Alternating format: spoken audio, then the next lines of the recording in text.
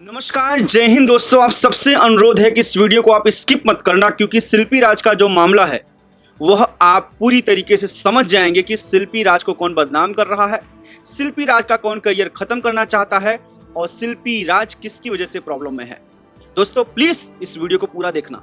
सबसे पहली बात कि शिल्पी राज लाइव में आती हैं, रो के अपनी तकलीफ बताती हैं। क्या तकलीफ बताती हैं कि उनके नाम पे फेक न्यूज कुछ यूट्यूबर्स बना के अफवाह फैला रहे हैं, जैसे कि ये और ये इस टाइप की न्यूज फैला रहे हैं, जिससे उनका मान सम्मान प्रतिष्ठा खराब हो रहा है, उनके करियर पे सवाल उठ रहे हैं। दोस्तों उन्होंने अपील की कि ऐसी वीडियोस ना बनाएं और ऐसी वीडियोस को डिलीट कर दिया जाए।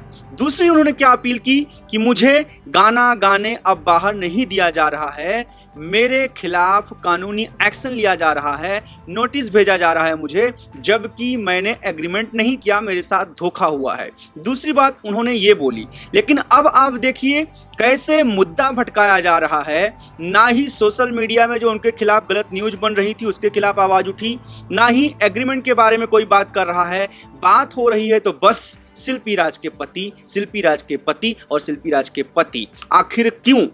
एक सेलिब्रिटी मानता हूं पब्लिक फिगर होता है, बट उसकी कुछ निजी लाइफ होती है।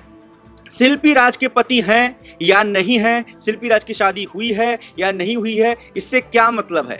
शिल्पी राज जी अपने पति के साथ रहें या पति को छोड़ कर रहें, इसमें क्या दिक्कत है? बड़े बड़े भोजपुरी के जो स्टार हैं, जो भोजपुरी के दिग्गज कलाकार हैं, उन्होंने भी अपनी पत्नियों से तलाक लिया है।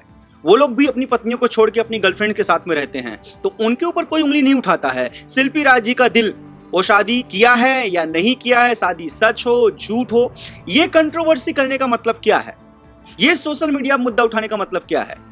चलो मान लेते हैं उनकी शादी हुई है, तो उनकी मर्जी अपने पति के साथ नहीं रह रही हैं, उसमें कानून एक्शन लेगा ना।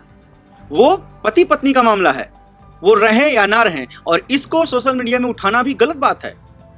जो भी उठा रहा ये गलत चीज है। उनकी मर्जी है अपने पति के साथ रहें या ना रहें, वो शादीशुदा रहें, कुंवारी रहें, वो उनका मतलब है। मुद्दा ये है कि उनके खिलाफ जो गलत न्यूज़ें बन रही हैं वो नहीं बननी चाहिए। जैसे कि मैंने आपको भी स्टार्टिंग बताया किससे उनको आपत्ति थी। मुद्दा ये है कि एग्रीमेंट कहा जा रहा है पटेल फिल्म्स की तरफ से कि एग्रीमेंट 5 साल का हुआ है, वो कह रही मुझसे धोखे से हुआ है, तो ये मुद्दा है।